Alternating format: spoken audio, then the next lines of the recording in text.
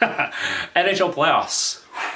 Welcome back. That time of year where we get to ramp up to the best sporting event, the first round of the NHL playoffs. But I want to hold myself accountable by looking back at my preseason predictions for this season and talk about one thing that I was really wrong about in a bad way and a good way.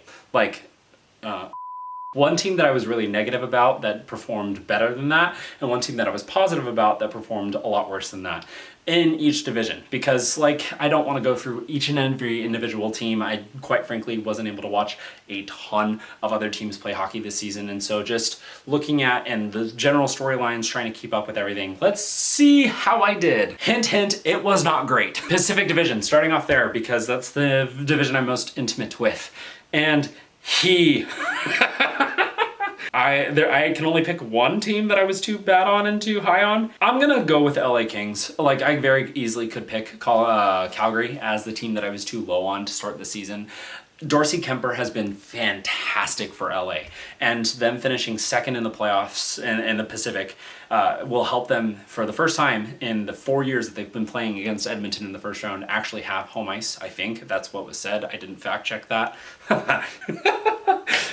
Which is how misinformation is spread. I should probably fact check that. Hold on one second. Yeah, geez, Edmonton, learn how to finish anywhere other than second in the division. LA, learn how to finish anywhere other than third. You just flip-flop this year. They got rid of Dubois, sure, and they have a lot of solid pieces, but they lost Matt Roy and Doughty. Ooh, Doughty being out for the season, LA could actually probably drop to fifth. LA just did really well this season, and I was impressed by that. There's just so many question marks around Calgary. Calgary also, but it was mostly just because of one player, so I'm gonna give the nod to LA.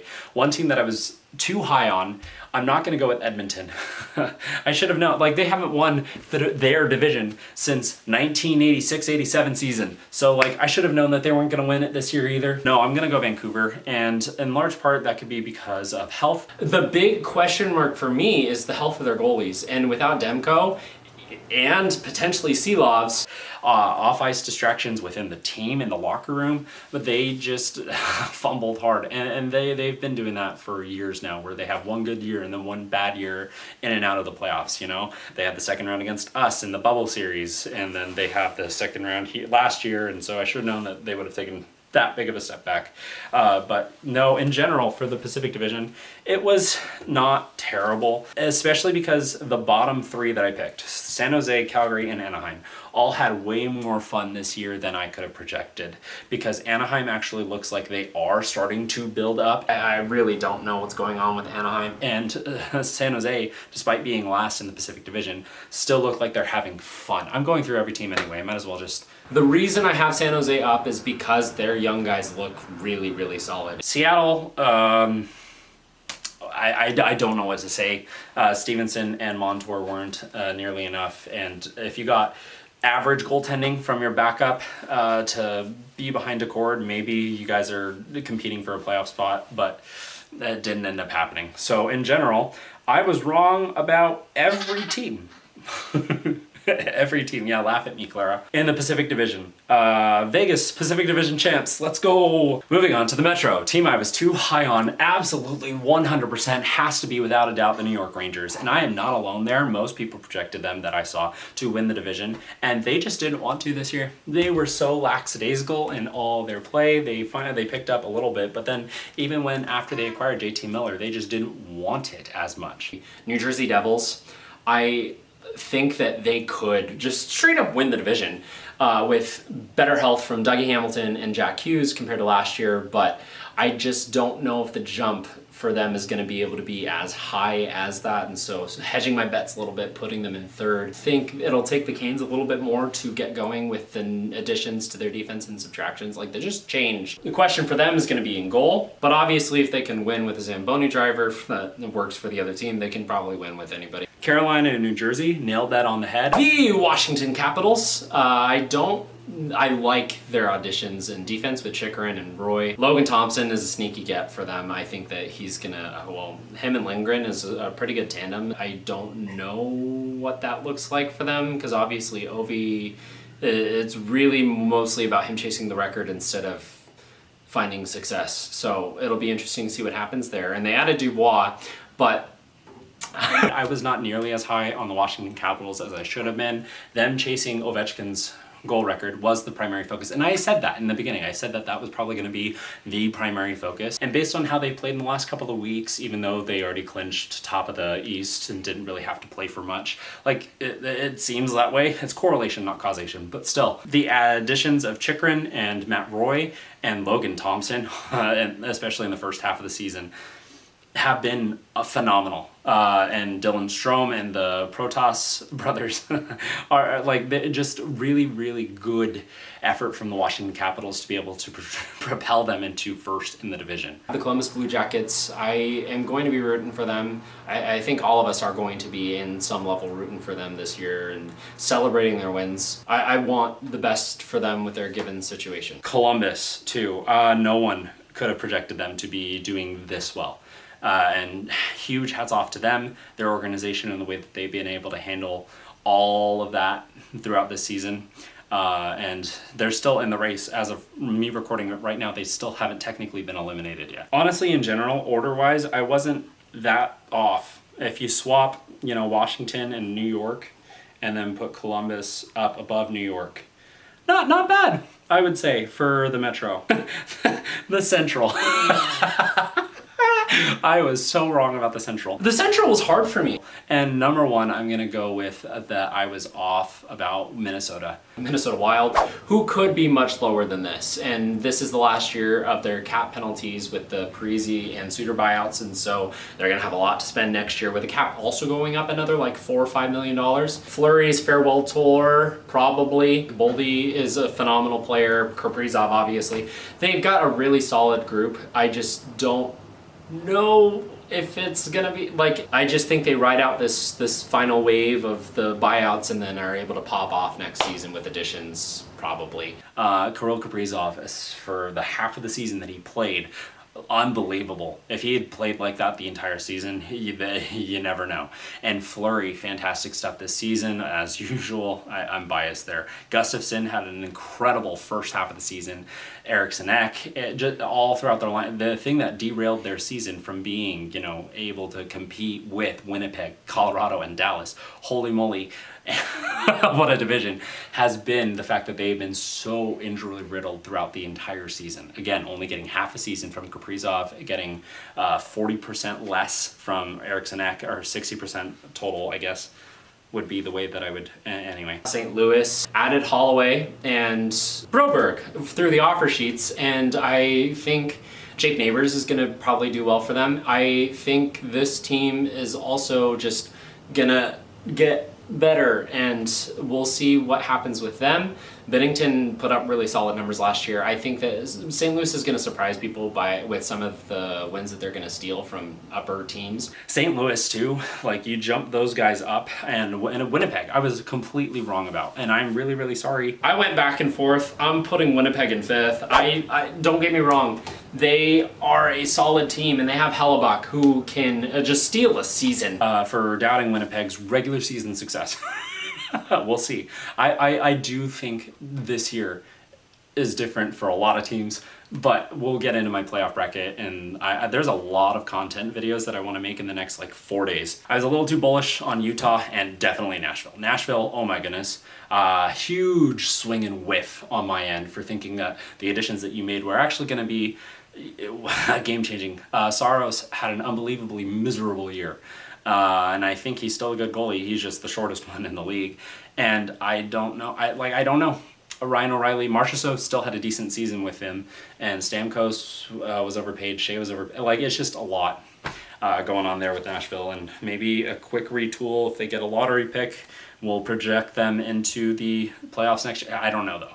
Barry Trotz is a better head coach than GM. Utah, I was probably blinded by the desire for them to make the playoffs in their first year as a Golden Knights fan, And finally, everyone's favorite division, the Atlantic. Boy, howdy, was I right about the top three, and then everyone else was completely wrong. My argument against Ottawa, Montreal, and with Boston I think we're solid. Montreal, I could see them taking a step, but at the same time, I'm having them in 8th. They continuously say, we finally got a goalie, and they got Linus Ullmark, who should be the answer to that. I just don't know about the rest of their lineup. Despite the fact that Ottawa fans in this video 100% agree with your disappointment and other fan bases kind of dismissing your integrity and how well the team has been built, especially under new management and all that jazz.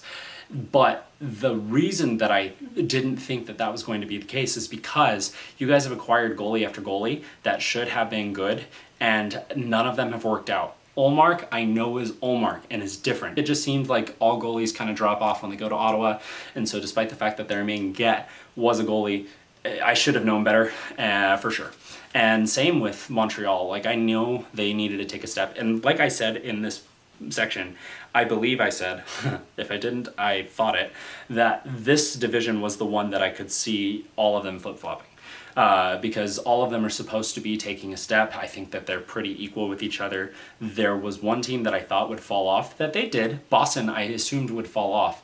But I did not think that it would be that bad, you know? Like, fall off that hard. And they did fall off that hard.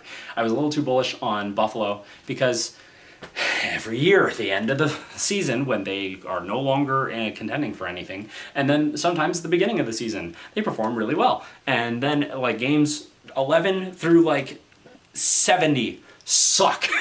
Sabres, they totally could take a step. Their defense is insane. I put my trust in them last year and they let me down, and until proven otherwise, I'm gonna still have them missing the playoffs.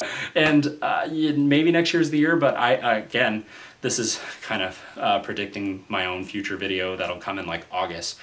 I will not be able to put Buffalo into a playoff spot until they prove to me that they make it. So I'm gonna project for them to not make it again next year. Detroit, disappointed in you. I'm not really disappointed in Boston. I didn't think they would be able to drop off that hard, and they did. The Florida Panthers, and hear me out on this. I had this as well last season, and Florida was definitely better than that. They proved that after a deep playoff run, they could still perform incredibly in the regular season. However, after 2 straight playoff deep runs, I think that they're going to come out at the beginning of the season absolutely rocking, and then that hangover's finally going to hit, and they're probably going to drop a little bit, but they're still going to do fantastic things, and like they, for all intents and purposes, can still go in another deep playoff run and make it back to the finals. They did really well in the offseason. But Toronto winning the division, yeah, I kind of figured. Florida had a little bit of a hangover, like I projected, after starting off extremely hot after they won the Stanley Cup. But then they also got injury riddled, and that's why they're 3rd instead of 2nd with Tampa Bay, which Battle of Florida and Battle of Ontario, nuts. That's insane. We are gonna feast this first round. Colorado, the Rantanen Bowl. Oh boy, on the west side too. Like, yes, Winnipeg and St. Louis, and then Vegas and Minnesota, but this year's Edmonton and LA series also looks to be good. It's good eats, you know? In that video, also made predictions about the playoffs, so I figured I'd go through that real quick. And honestly, I don't think I did terrible, getting 2 of the Central, 3 if you count Winnipeg as a wild card team. Oh boy. And then Edmonton and Vegas, missing on Vancouver, Nashville, and Utah. So 5 out of 8 for the West. And then in the East, I got Washington, Carolina, New Jersey, Toronto, Florida, and Tampa Bay, missing on the Rangers and the Bees. And 6 out of 8, not bad, which gives me a grand total of 11 out of 16, or 68.5%, right? Not terrible, not good either, but, room for error, right? In general, predicting the NHL, extremely difficult. No one in their right mind would have gotten all divisions correct, all whatever. You might have gotten a single division more correct than I got any of the 4. But in general, I feel like I did a decent job while also showing how much parity there is in the league, and also how unpredictable anything can be. Because throw in one serious injury to any team and it completely changes the outlook on the entire season. Draisaitl and McDavid and Stu Skinner, I guess, I don't know, getting injured for Edmonton is probably part of the reason that they are third in the Pacific Division instead of second this year. LA also performing really, really well. You know, not trying to discredit that. Anyway, it's gonna be fun. I was wrong about a lot. I was right about some stuff. And hopefully I can be a little bit more accurate next year. But that's going to be it for my regular season predictions recap and review. Nightly review. What I told you so's do you have for me? And then also, what did you get completely wrong about this season like me? Anyways, it's going to be it for tonight's nightly review. Thank you so much for watching. Have a good night.